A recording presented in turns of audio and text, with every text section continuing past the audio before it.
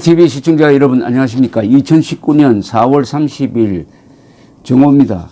정치인에게 연설, 특히 대통령에게 연설은 매우 중요합니다. 위대한 정치인들은 빠짐없이 역사적 연설, 감동적 연설을 남겼습니다.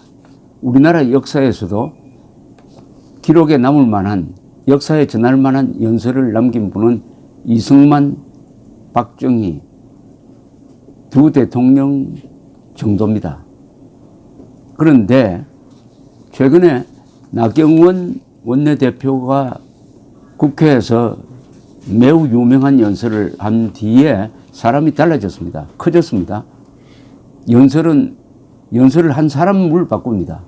그리고 그 연설을 들은 사람을 바꾸기도 합니다. 나경원 원내대표가 자유진영의 지도자로 나설 수 있었던 것도 그 연설과 관련이 있습니다.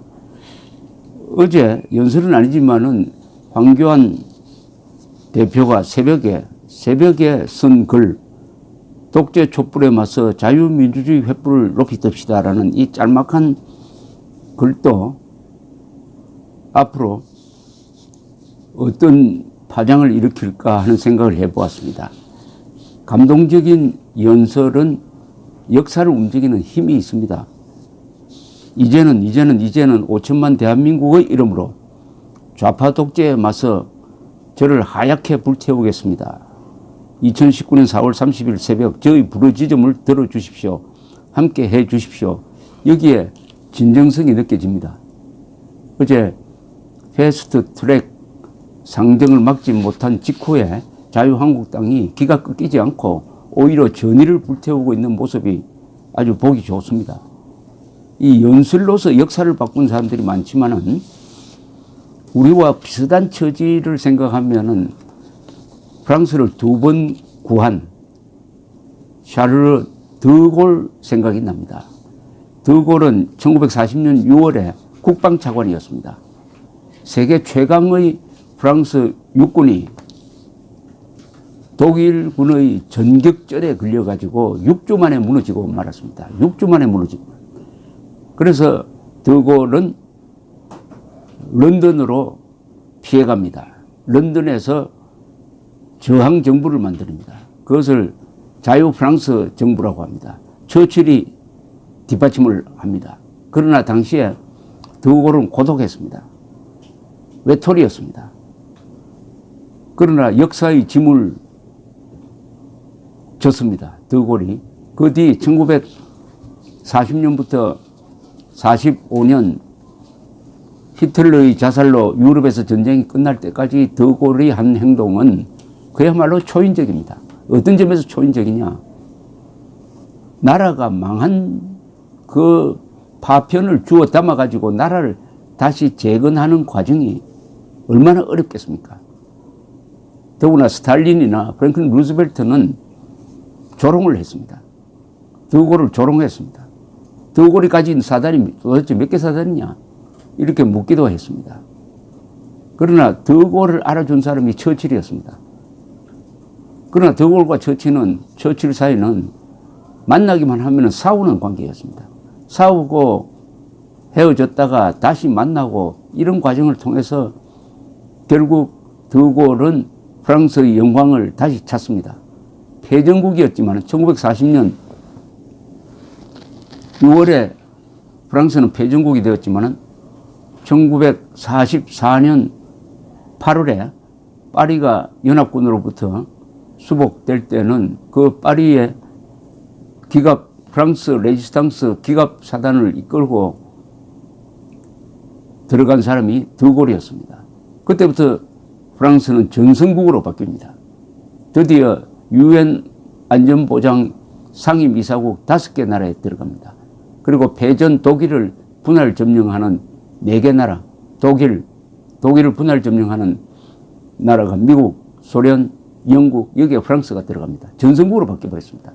이것은 오로지 드골의 위대한 지도력인데 그 지도력을 발휘하기 위해서 드골이 얼마나 자존심을 지키려고, 자신의 자존심이 아니죠. 무너진 프랑스의 자존심을, 국가적 자존심을 다시 살리려고 피난 투령을 했는지는 드골이 남긴 회고록, 그리고 드골에 대한 전기가 잘 보여주고 있습니다.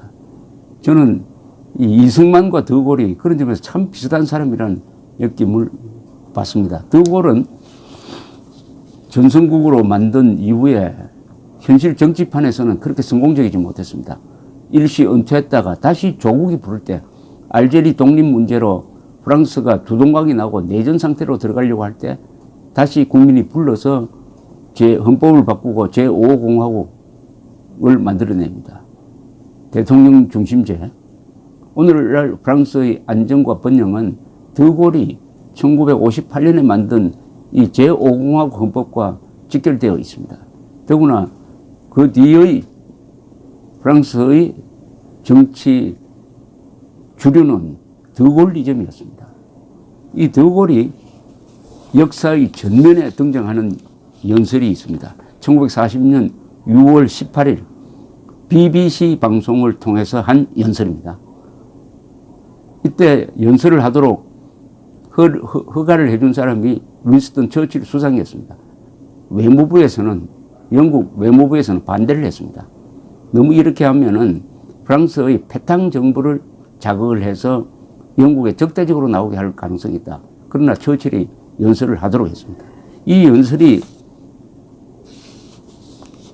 프랑스의 재기를 프랑스의 역전성을 예약하게 되는 명연설입니다.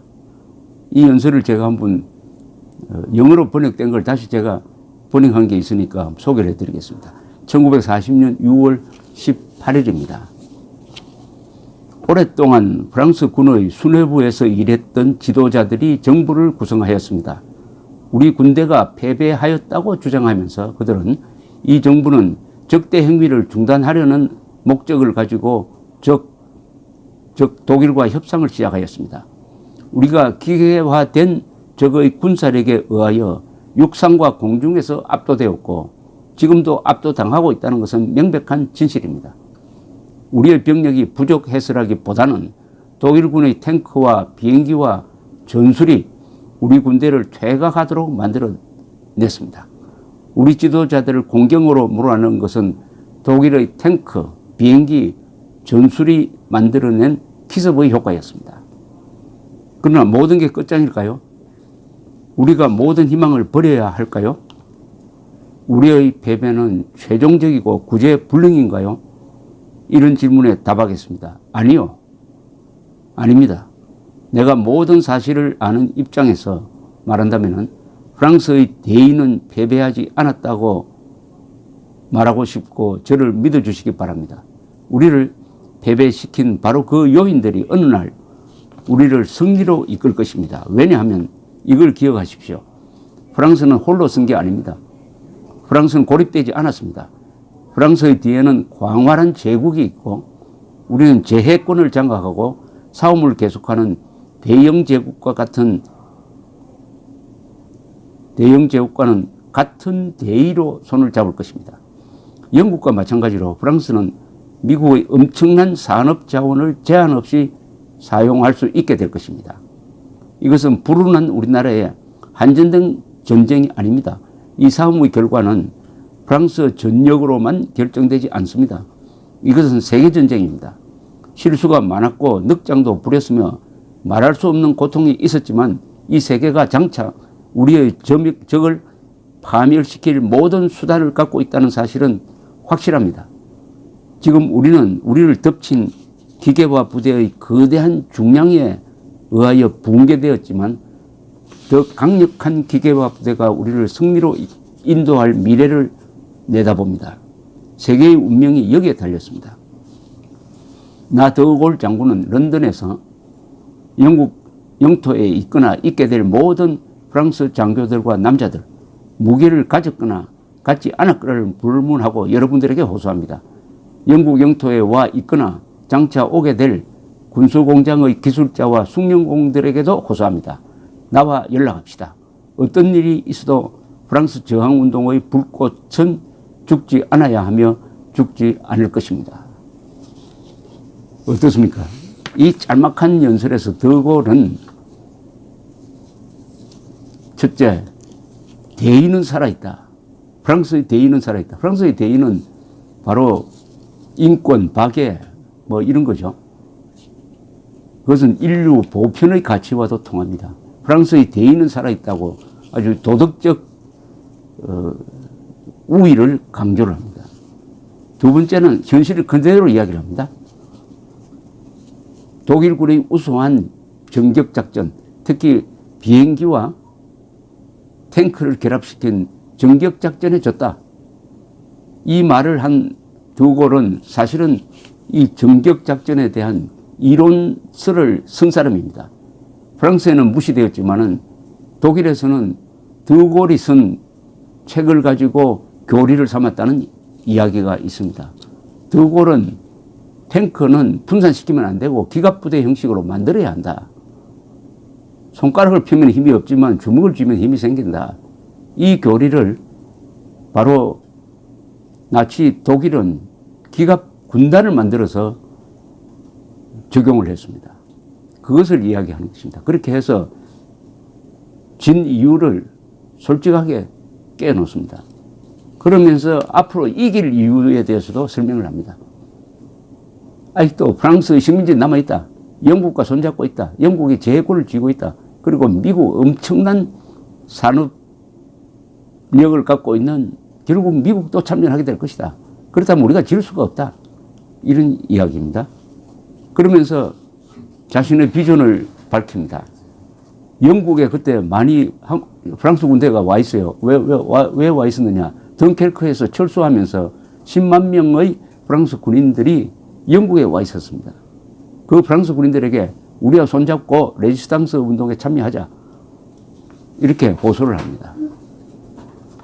감정에 호소할 뿐만 아니라 이성에 호소하고 그리고 실용적으로 이야기를 하는 거죠. 그런데 사실 이 연설은 들은 사람이 많지 않다고 합니다. 이 연설을 듣고 지원병으로 드골에 연락한 사람도 그렇게 많지 않았습니다. 그러나 이 연설은 그 뒤에 문서화돼 가지고 널리 퍼져가기 시작했습니다. 연설은 그렇습니다. 처음에 했을 때보다도 그 생명력이 나중에 생기는 경우가 많습니다. 입소문을 통해서 막 퍼져나가죠. 그리고 이 연설은 무엇보다도 예언적이었습니다. 이 예언대로 되었습니다. 어제 자유한국당이 전투에는 졌지만은 전쟁에서는 지지 않았다면서 아주 전의를 불태우고 있는 것을 보면은 상당히 든든한 생각이 드는 이유가 바로 이런 드골과의 연관성 속에서 그런 생각이 듭니다. 흔히 드골이 이 연설을 요약을 해가지고 프랑스는 전투에서는 졌지만 전쟁에서는 지지 않았다. 마지막 전쟁에서 이겨야 된다. 영국 군대를 평할 때 이렇게 이야기합니다. 영국 군대는 초장에는 많이 진다. 그러나 마지막 전투에서는 항상 이기는 군대가 영국 군대라고 합니다. 마지막 전투에서 이겨야죠. 나폴레옹 전쟁에서도 많이 졌지 않습니까? 그러나 마지막 전투 1915년 6월 18일 워털루 전투에서 이김으로써 최종 승자가 되었습니다. 자유한국당도 마지막 전투에서 이겨야 합니다. 감사합니다.